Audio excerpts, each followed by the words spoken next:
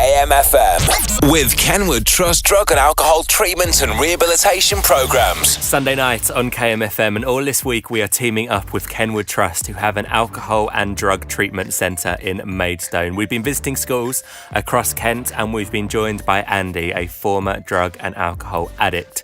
Andy has been sharing his story with the students, so let's hear where it all started. I was an intravenous drug user. So that's heroin and crack cocaine for 20 years. And I used to be a beggar on the London Underground. So I used to beg for my money and all them kind of circumstances. Did it start off in that situation?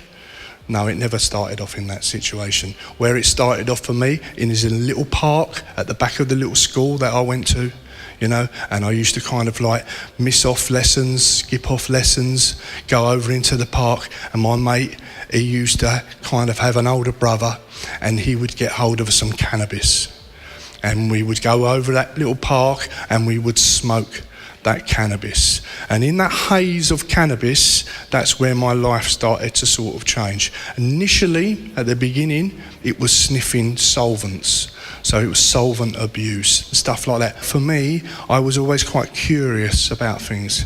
My problem was, more than anything, is that in my own self, I wasn't really that confident. I was a little bit shaky, I was a little bit jittery, especially around people who I felt were older than me and seemed to have it going on in their life, seemed to be achieving things, seemed to be getting on. And I would always be measuring myself to somebody else. He's getting this, he's got the girl, he seems to be getting on in life, he seems to be doing all them sorts of things what I thought was right that I couldn't. So when I bumped into this substance, which was cannabis for me initially, I didn't really initially enjoy what I was doing, but I was doing it because I didn't really want to lose face in what was going on around me. And I just started to feel kind of like I would want to be a part of that. I wanted to be involved in that. It made me sort of kind of mysterious in some ways, because I was involved in these drug things and I could sell a little bit of drugs, I could make a little bit of money and things. And really what started to happen for me, I started to spiral. I got asked to leave school over a period of time down to my glue sniffing. I had to generate about £120 a day, every day. No days off, no Sunday or Saturday off or anything like that. Every day I needed to find that money. And how I found that money was through crime. That's why I have such a long criminal record, because I wasn't very good at it. But also that I used to sell drugs for other people. It wasn't my drugs. I used to run around with mouthfuls of crack cocaine for other people and sell them from my mouth, because the area that I was in, there was a chance of being jumped on. So I used to have it in my mouth and serve it from my mouth, just to make lots of really crazy, daft choices. So on KMFM this week, we are teaming up with Kenward Trust, who have drug and alcohol rehabilitation programs that have helped thousands of people worldwide. We've been visiting schools across Kent, where Andy, a former drug and alcohol user, has been sharing his story. Now, at the end of every Kenward Trust session, we opened up the floor to students to ask their own questions. Are you completely teetotal as well, so you don't like go near alcohol either?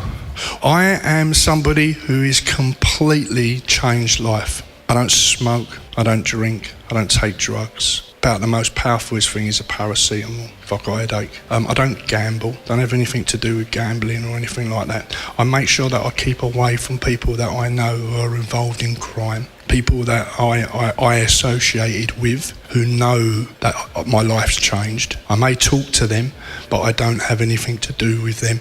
Many of them people, because I moved completely out of the area that I grew up in and where I was, and resettled in a completely different area, I don't really associate with anybody other than the little circle of people that I have, and a bigger circle of friends that I have as well. But it's about making right choices. And sometimes I go back home to see my mum, and my mum still lives in the same area.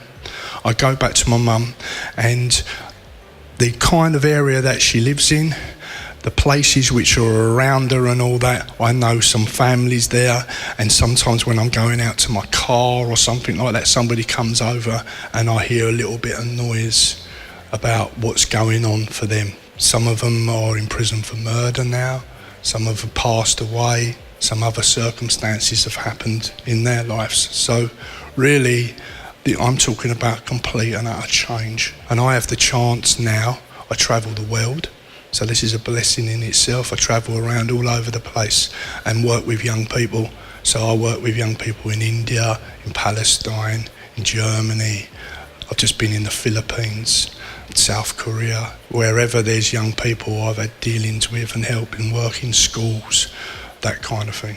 So I really have been experiencing life beyond all measures, really. And I'm about to go to India, and when I'm in India I'll be working in different schools with different young people and all that, and I'm so excited about going to see them because it's just great to be able to give something back. And in my own community and that, reading and writing and learning to grow again and being involved with projects which support and help people. So I go to the doorway, I work with doorway drunks, prisoners, and when they come out of jail, all sorts of different things. It's about giving something back. If you've been affected by anything you've heard on tonight's programme, visit thinkdifferentlykent.co.uk. Andy will be back to share more of his story tomorrow after 9 p.m, and you can hear clips back over at kmfm.co.uk.